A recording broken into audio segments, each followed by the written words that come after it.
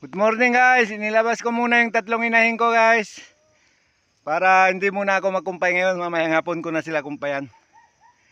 Balikan ko rin sila mamayang hapon para ibalik dito sa loob ng kulungan nila. Ito yung kulungan nila guys, yung barako lang ang iniwan ko sa loob guys. Yung tatlong inahin inilabas ko, ayan oh.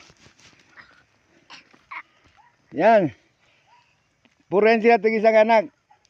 Yang hawak ng apo ko, ito ang inahin niya. Yun naman, yun ang inahin niya. Ito naman yung apo ko. Hello sa. Hello.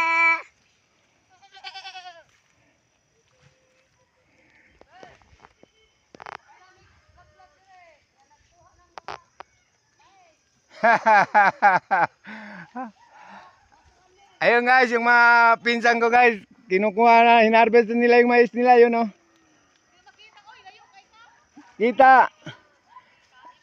Ayun oh, yan. Mga pinsan ko yan guys. Dinaanan ng bagyo yung mais nila pero naka-harvest pa rin, ayun oh.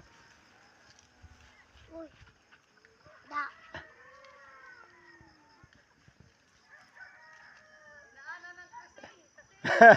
Dinaanan ng krisis.